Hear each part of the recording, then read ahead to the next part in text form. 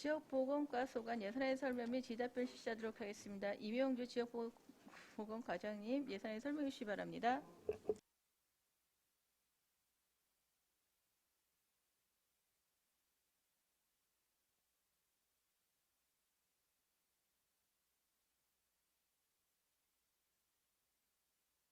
활동에 수고가 많으신 반인숙 예산결산특별위원장님을 비롯한 위원님들께 감사드리며 지역보건과 소관 2021년도 제3회 추가 경정 예산안에 대하여 설명드리겠습니다.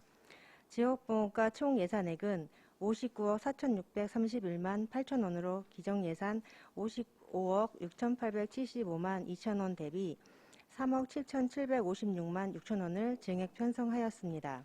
주요 증액 요인은 시범사업 공모 선정으로 AI, IoT 기반 어르신 건강관리사업 국고보조금 교부에 따른 시비 확보와 국도비 반환금입니다.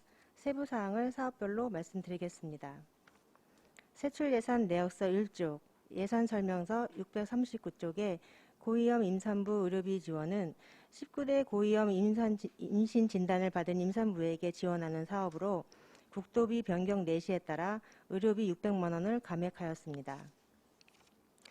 다음 세출 예산 내역서 1쪽부터 4쪽, 예산설명서 641쪽에 사례관리 전달체계 개선은 정보통신기기를 이용하여 만성질환, 건강 행태 개선이 필요한 65세 이상 어르신들에게 스스로 건강관리할 수 있도록 도움을 주는 국가시범 공모 선정된 사업으로 국가보조금 교부에 따른 인건비, AI, IoT 기반 어르신 건강관리 디바이스 구입, 통신비, 차량 임차비 등이 편성되어 1억 2,807만 4천원을 증액하여 계상하였습니다.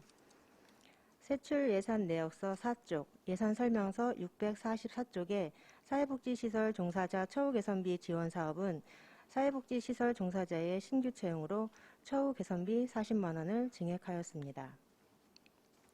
다음은 세출 예산 내역서 4쪽부터 6쪽, 예산설명서 646쪽, 치매안심센터 운영은 치매 예방, 상담, 조기진단, 교육 등 유기적인 치매 통합관리 서비스 제공으로 치매 중증화 억제 및 사회적 비용 경감 등 삶의 질 향상에 기여하는 사업입니다. 코로나19 장기화로 상반기 프로그램 운영 축소에 따른 홍보물 제작, 여비, 프로그램 운영비 등 사업비 조정으로 1,500만원을 감액하였습니다. 예산설명서 648쪽에 치매 감별 검사비 확대 지원은 시비 100%로 치매 진단 후 감별 검사 건수 감소에 따른 검사비 224만원을 감액하였습니다. 다음은 예산설명서 650쪽에 치매 치료관리비 확대 지원 사업입니다. 기준중위소득 120% 초과자에게 지급하는 치료비로 대부분 기준중위소득 120% 이하자이거나 초과자 중에서도 지원 거부자도 다수입니다. 또한 의료급여자, 보훈 대상자, 타지역 주민은 지원에서 제외이므로 지원 대상 감소에 따라 1억 4,820만원을 감액하였습니다. 예산설명서 652쪽, 지역사회 통합건강증진사업 운영 영양플러스 사업 인건비는 2020년 공무직 인건비 조정에 따른 인상분 200만원을 증액하였습니다. 세출 예산 내역서 7쪽, 예산설명서 654쪽, 치매안심센터 인력 운영비는 치매안심센터 전문 인력 신규 채용에 따른 인건비 1,500만원을 증액하였습니다. 예산설명서 656쪽, 모자보건사업 운영 인건비는 난임지원 및 모자보건 등록관리를 위해 채용된 시간선택제 임기제 공무원의 인건비, 미사용 여비, 연가보상비 등 380만 8천원을 감액하였습니다. 다음은 세출 예산 내역서 7쪽에서 8쪽, 예산설명서 658쪽, 2020년 국도비 보조사업의 집행잔액 및 이자 반환금입니다. 국비 반환금은 아동청소년 정신보건사업의 23건으로 2억 9,536만 9천원이며 도비 반환금은 기초정신건강복지센터 지원 외 25건으로 1억 1,197만 1천원으로 총 4억 734만원을 계상하였습니다. 잔액이 1,000만원 이상인 8건에 대해 설명드리겠습니다. 기초정신건강복지센터 인력 확충은 전액 인건비로 4명에 대한 인건비 잔액입니다. 정신질환자 도비 치료 지원은 2020년 신규 사업으로 지침이 6월에 내려왔고 경기 도민 중 기준 중위소득 65% 이하자에게 지원하는 사업입니다. 25명 지원하고 남은 잔액으로 대부분이 기준 중위 범위에서 벗어나 있어 도에 건의한 결과 2021년 3월 15일자 지침에 초과자라 하더라도 운영위원회에서 안건으로 통과가 되면 지급하는 것으로 수정되어 수혜자가 늘 것으로 예상됩니다. 청년 건강 증진 사업은 2020년 8월 교부되어 10월에 인력 채용 후 늦게 진행된 사업으로 남은 잔액입니다. 기초정신건강복지센터 자살예방사업 지원 또한 2020년 10월에 교부되어 2개월간 하고 난 잔액입니다. 산후조리비 지원 사업은 출생아 1인당 50만 원을 지급하는 사업으로 779명에게 대하여 지급하고 남은 잔액입니다. 산모신생아 관리 지원은 출생아 833명 중 256명에게 지원하고 남은 잔액으로 요인은 출생자 수 감소, 본인 부담금 발생, 코로나로 인한 도움이 미요청입니다. 고위험 임산부 의료비는 국비 일괄 과다한 예산 교부로 30명 지원하고 남은 금액입니다. 산모신생아 건강관리 지원 3,729만 3천 원은 2019년도 사업비를 2020년도 2월에 교부된 금액으로 미사용하여 반납하고자 합니다. 이상으로 지역보험과 소관 2021년도 제3회 추가 세출 예산에 대한 설명을 모두 마치겠습니다. 감사합니다. 네, 과장님 수고하셨습니다. 전면 검토 부분은 기배부된 검토 보고서로 가름하는 것으로 하고 질답변 실시하도록 하겠습니다. 배석관 지원께서는 발언이 필요한 경우 주기 성명을 말씀하시고 발언해 주시기 바랍니다. 위원님께서 질의해 주시기 바랍니다. 안정열 위원님. 예, 안정열 의원입니다. 설명 잘 들었고요. 보니까 국도비가 반납하는 게 있는데 이제 반납하는 건 반납하는 거고 이게 이제 늦게 내려와 가지고 네. 이거 일을 해내는 건지 말하는 건지 그런 일이 있는 것 같아요, 이게. 네, 좀 교부가 좀 늦은 게 있습니다. 그 과장님이 건의를 해가지고 주려면 아예 연초에 제대로 주든지 해야지 뭐 끝날 때 줘가지고 뭐 반납하는 괜히 응? 애들 장애 놓는 것도 아니고 이게 뭐 일 해내는 건지 뭐 말내는 건지 의회에서 혼났다고 그 얘기하셔. 그래가지고 일찍 달라르셔. 네, 알겠습니다. 이상입니다. 또 질의하실 의원님 계십니까? 박상순 의원님. 네, 설명서는 641쪽이고요. 사례관리 전자체계 개선, AI, IoT 기반 어르신 건강관리 신규 사업입니다.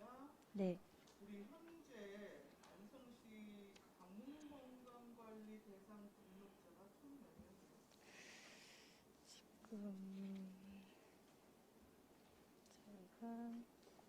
저희가 17,770만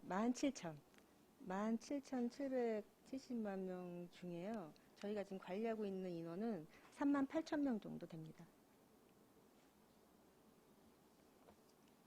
등록자는 일단 1만 7천여 명. 전체 대상 중에 저희가 지금 등록돼서 관리하고 있는 분들은 38,762명으로 지금 나와 있습니다. 네?